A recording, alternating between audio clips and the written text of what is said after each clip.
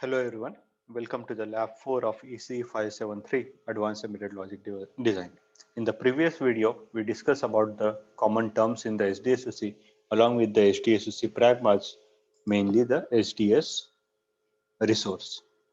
Now we'll discuss the next pragmas, which is the SDS data copy or the SDS zero copy. Okay, it's a single pragmas where you can use the option of data copy or data zero copy. So the copy pragmas implies that the data is explicitly copied between the host processor memory and the hardware function. Okay, a suitable data mover performs the data transfer. So when you use the copy pragmas and when you want to send the say array from the processor memory to the IP, the processor includes the DMA which performs the data transfer from the processor memory to the IP or the local memory of the IP. Okay, so the DMA or data mover performs this data transfer. Zero copy. So the name indicates zero copy. That means there is no direct data transfer happens. Means that the hardware function accesses the data directly from the processor's shared memory through the AXI memory map master bus interface. Okay, so in case of the zero copy, the data is not copied by the data mover. The IP has a master memory map port and it performs the read transaction or write transaction on the memory of the processor. So the memory of the processor acts as a slave and the IP acts as a master, and via using the AXI memory mapped protocol which we have discussed, the IP copies the data from the processor. Okay, so the zero copy means the data is not copied by the processor, the IP has to fetch the data. So by default, it is the copy pragma, and if you have seen in our all the previous lab, automatically the DMA's data movers with the abbreviation DM are included in our architecture because the data is explicitly copied by the processor to the IP. Okay, so by default it is a copy. So both these pragmas, copy and the zero copy, are the mutually exclusive. That means you should either use the copy or use the zero copy, because either you processor will copy the data or the IP will fetch the data. Both the things cannot happen at the same time. Okay, so in our again in the matrix multiplication lab, we'll see that how the architecture changes when we move from the copy to the zero copy one. Again, depending upon the application, you need to choose one of them. For some application, copy is better. For some application, zero copy is better. So you need to look at your architecture and then choose the appropriate pragma. So the syntax of the corresponding SDS data copy and the zero copy is shown here. So either use the data copy or use the data zero copy. Then you need to give the array name and the offset and length, like if in that array from which position you want to copy the data and how many number of bytes you want to share. Okay, so for example, here you can see that you are using the SDS data copy pragmas. So it should be used just above the function definition. So it is better to use it in the corresponding .h file. Okay, so SDS resources, resource one we use when we call the hardware function, while the SDS data copy and zero copy should be used just before the function declaration or the definition. So here you can see that the for void foo function has the interface with the a, b, and size, and it is saying that it should use the DMA data mover for the a and b, and it should copy the data from the first location to the from the first location, and the total length of the data to be copied is equal to the size into the size. So size can be a one variable which indicates the how much data needs to be copied to the IP. Okay, so you will see that here you will have the dedicated data mover implemented in your architecture. Okay, so what the compilers understand from this is that compiler needs to add the additional data more in your architecture, and then compiler will modify your code. And if you look at your code carefully, you will see the additional your main matrix mul.cpp function will be modified with the some additional code. So HDSOC compiler replace the body of the function foo with the accelerator control, data transfer, and a data synchronization code. So as we have seen some time back in the lab that your main.cpp function is replaced by the function which we are going to implement on the hardware is replaced by the tool HDSOC tool with some additional code. Okay, so what this code indicates, it indicates the call to the hardware drivers, initialization your drivers as well as IP along with the data synchronization unit. Okay, so when you add the SDS data copy, you need to send the data to the IP and you need to receive the data from the IP. For example, here you are sending the vector A to the IP and you are receiving the vector B from the IP. So you need to add the corresponding drivers call. You can see the CF send I. It is the driver used to send the data, which is a vector, to the IP, and then CF receive I is used to receive the vector B from the IP. And you can see that you are mentioning the which vector to says A is indicating the starting vector, starting location. Size into size indicates the number of elements into the A multiplied by 4 because each element is integer, that is 4 bytes. And then the last one is the handle, which will be used to which confirm that whether the data transfer is successfully done or not. Okay. So similarly, in your code, once you do it in the HDSOC, once you do the once you complete your build process, you can go to the software stuff folder in your HDSOC project, and you can look at the matrix mul.cpp. So this is the modified version of your CPP file, CPP file which CPP file of the function which you plan to implement on the hardware, and this is modified by the HDSOC tool.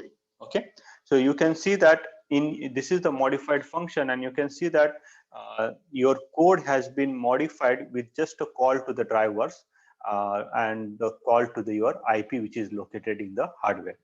And you can see that there are multiple CF send, CF received, and the CF wait command. So if you quickly look at this code, you can see that what is happening. You are doing the matrix multiplication into with the IP. So the first thing you need to tell is that you need to tell the IP that, okay, now I'm going to send the data, be ready to accept the data. Okay, so you need to send the initial configuration information to the IP. Second, then you need to send the data. Like for example, you are going to send the matrix A, you are going to send the matrix B. Then you are going to receive the data from the IP, which is the actual output. So here you can see that in this code,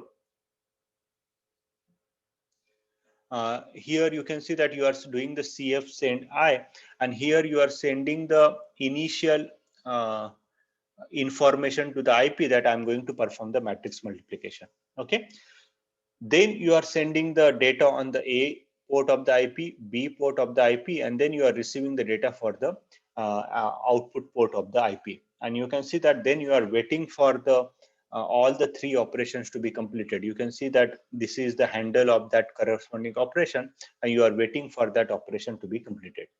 You can go at the lower level and look at the function, but right now we just need to understand how this HDSOC modifies your code to execute the communication between your processor as well as your IP, which is implemented in the hardware. Okay, so you can go inside this one and you can look at the code, and you can see that the first part, which is the CMD matrix mul hardware, is nothing but the AXI light channel. This part is nothing but the AXI light channel. And as we have discussed previously, whenever you want to send the configuration or small amount of data, just use the AXI light channel. And then you can see that for sending the A in, B in, and receiving the actual output A, you are using the fast DMA. So this is kind of DMA which is used, And as I told you before, that when you use the SDS, when you don't use any SDS data copy or zero copy, by default it is the data copy, and that means by default the data mover will be incorporated in your architecture, which perform the data movement from the processor to the hardware. And you can, by looking at this codes, you can see that the SDS2C has included the data mover. I also would like to show you the additional function which is called as a P0 init PL. So init means it is initializing the PL. So whenever you implement your code on the hardware, initially your PL part of your SoC, that is your IP, needs to be initialized so that it is working properly. So all the ports needs to be initialized. So you can see that there is a ACP port is being initialized. What is the meaning of the ACP port? We'll discuss later. All the data movers are being initialized. So we are using the 3 data movers, 2 for A and B, and the 1 for the actual output port. And then you are also initializing the AXI light port.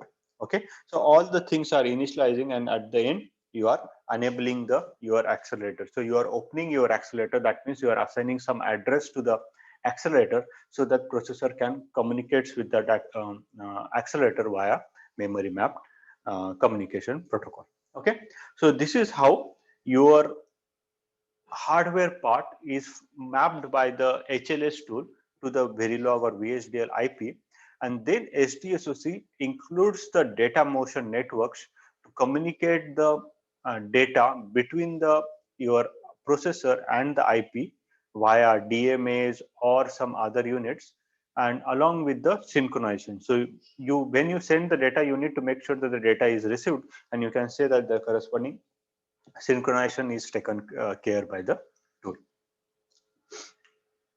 On the other hand, when you use the SDS data zero copy, so zero copy means the processor is not going to use the DMA to transfer the data to the PL, but PL is going to access the memory of the processor, and it is going to read the data via AXI memory map read transaction.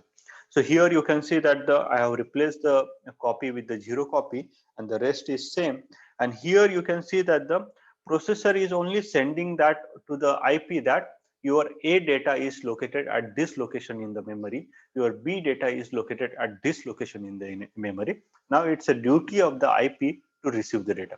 So you can see that the CFI is now replaced by only the CFREFI.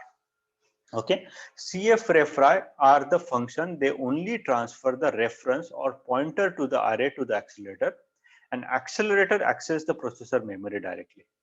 Okay, so that means you can see that here when you use the zero copy, the processor is just telling the IP that okay, your data is located at this point, you go and fetch the data. That needs to be taken care.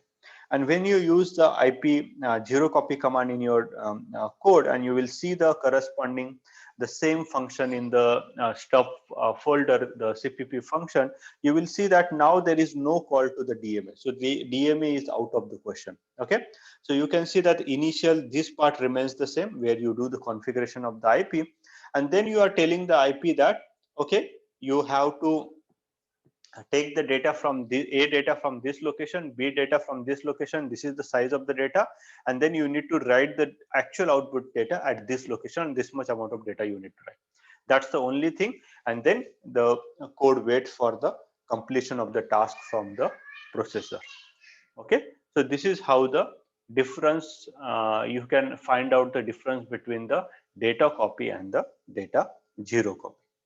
And if you look at the same function again, you can see that in the previous version you had the 3 DMA, but here you don't have any DMA, you just have the some reference value communication. So this is how the code is architecture is modified based upon the pragmas you use. So you need to make sure that the pragmas are used carefully. So the array arguments passed to the zero copy data mover must be physically contiguous. Okay, this is very important. So when you are sending the array A to the process to the IP, and IP is using the memory map transaction, make sure this A array is physically contiguous in the memory.